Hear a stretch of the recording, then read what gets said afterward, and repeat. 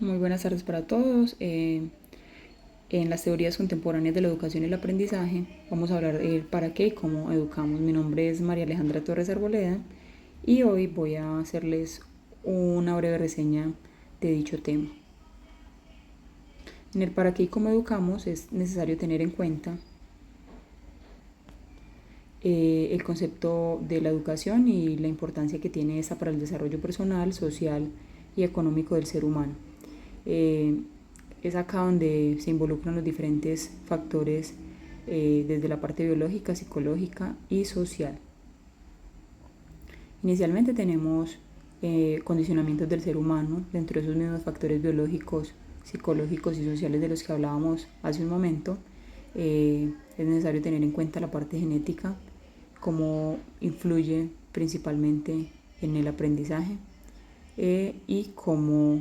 puede también verse beneficiada en algunos casos o afectada. Tenemos los factores psicológicos, la motivación,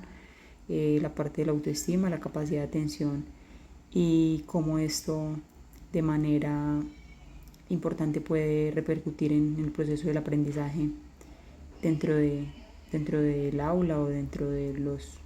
la parte pues educativa. Tenemos los factores sociales. En estas incluyen todos los factores económicos, la familia, el contexto donde el estudiante ha crecido y donde se desarrolla, y cómo las relaciones interpersonales pueden tener un papel importante en la formación de dicho individuo.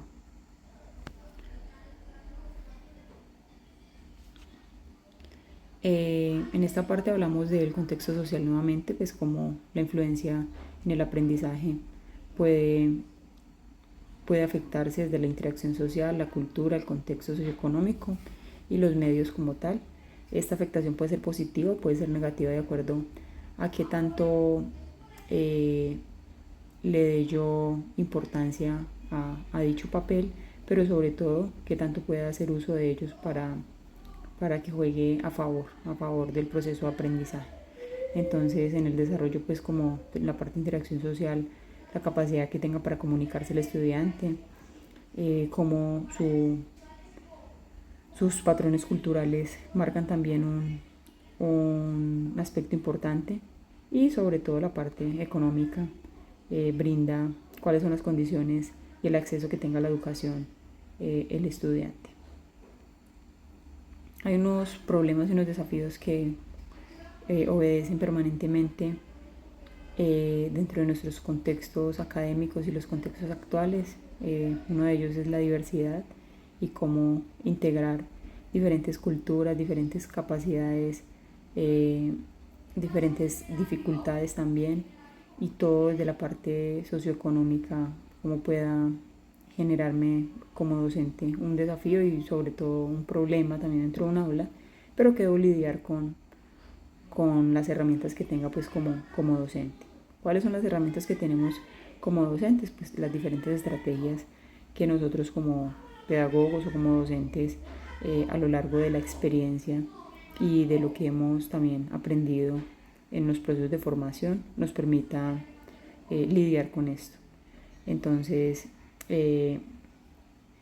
algo que es muy importante, y es que se le dé un valor relevante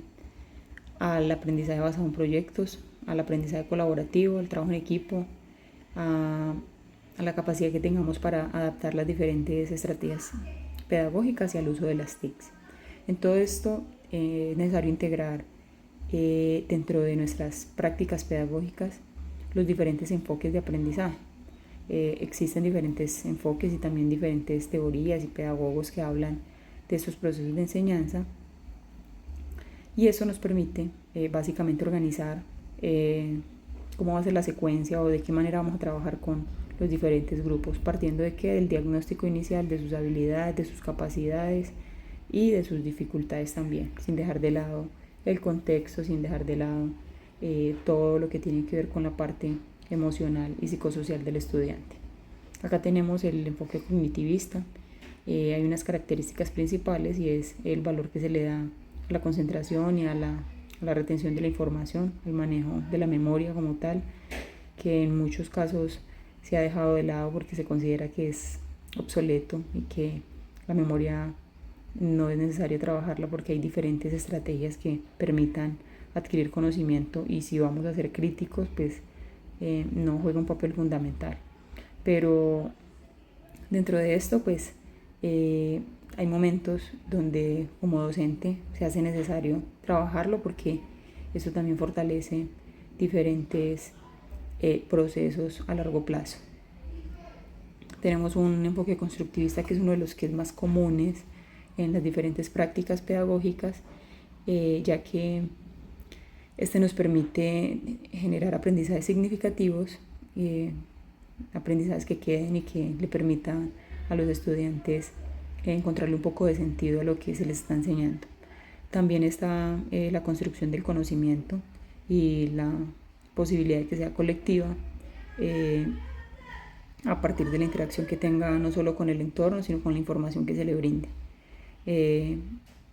Desde la característica del enfoque constructivista, se enfoca o se le da un valor importante a la autonomía de la reflexión, que permita al estudiante tomar decisiones y evaluar su proceso de manera autónoma. Tenemos un enfoque conectivista, y es el que nos permite de manera general darle importancia a la complejidad y al conocimiento por medio de la conexión, por medio de las redes. Las redes de conocimiento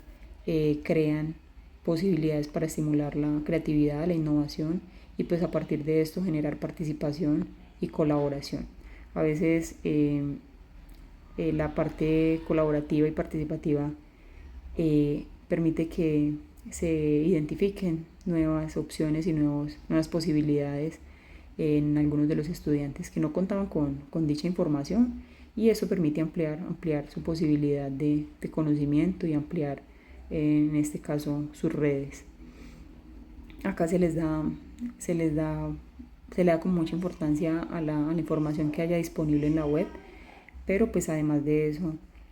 a la posibilidad que tenga cada uno desde su conectividad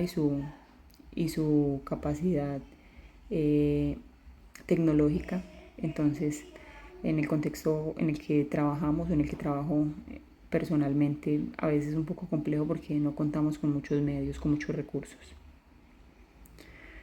Si hacemos una breve comparación entre estos tres modelos, pues cada uno tiene sus puntos a favor. Dentro de sus similitudes y diferencias, es necesario sacar lo bueno, sacar las ventajas y las desventajas de cada uno, y a partir de ahí estructurar una planeación y un trabajo que vaya dirigido a mejorar el proceso de aprendizaje de los estudiantes. Acá tenemos nuevamente una aplicación de los enfoques y cómo cada uno de ellos se puede utilizar dentro del aula, algunas estrategias, y cómo esto nos permite mejorar nuestra posibilidad para brindar contenidos, brindar información y abordar ciertos temas. En todos sus procesos siempre será necesario tener en cuenta que el rol del docente es el que tiene el valor agregado, el valor fundamental, porque de cierta manera es el que se encarga de guiar, de orientar y sobre todo de permitir que exista el discernimiento, porque en redes, en línea, se puede encontrar información de todas las características, pero en muchos de los casos la información puede ser verídica. Entonces, a partir de esto, pues es necesario tener en cuenta el rol del docente como facilitador y como apoyo en los procesos de aprendizaje. Acá tenemos la importancia de la motivación y la participación activa del estudiante, y eso a través de modelos o enfoques constructivistas, como hablábamos anteriormente. Podemos permitir que los estudiantes encuentren el sentido de la educación y la razón por la cual van a la escuela, que es algo que a veces es difícil como de que ellos identifiquen y de que le den el valor, porque sienten que no tienen ciertas capacidades, o que dentro del contexto en el que están pues no van a llegar muy lejos con una educación formal. Entonces quieren enfocar una vida más a salir adelante a través de otras opciones. La adaptación de los contenidos y las metodologías a las necesidades del alumnado, pues es importante hablar de la evaluación, sobre todo en este caso que es la evaluación formativa y es la que por ley hoy se debe establecer en los diferentes procesos educativos. Esa evaluación formativa siempre pues debe surgir a partir de una evaluación diagnóstica. Esa evaluación diagnóstica nos debe dar unas herramientas para planificar nuestro trabajo y a partir de ahí hacer un seguimiento permanente en el alcance de las competencias, una retroalimentación que garantice que el estudiante sí está logrando sus objetivos y una evaluación sumativa, en este caso que sería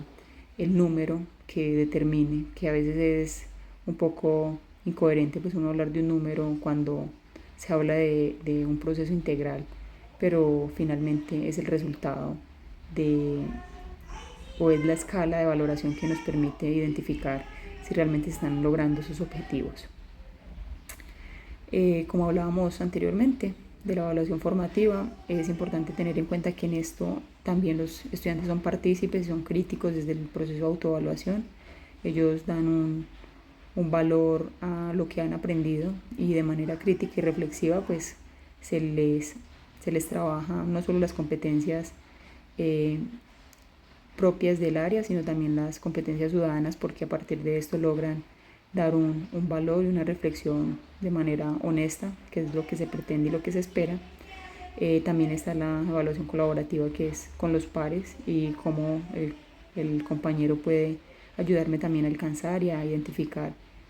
cómo estoy y en qué puedo mejorar. Y por último, pues la evaluación sumativa. Entonces, eso hace parte del proceso del para qué educamos, el cómo educamos. Es un tema bastante extenso porque actualmente contamos con unas políticas a las que nos toca integrarnos, pero además de integrarnos a esas políticas tenemos que vincularnos directamente con las necesidades propias de los estudiantes, los problemas o las dificultades del contexto, y pues a eso hay que sumarle la ausencia de las familias, las dificultades de acceso y la poca cobertura que hay en un país como Colombia. De una u otra manera, pues es simplemente una invitación a seguir avanzando en este proceso de manera decidida y tener en cuenta que es algo que uno elige, ser docente uno lo elige, y a partir de ahí intentar dar lo mejor para que esos procesos de aprendizaje sean realmente significativos. Muchas gracias.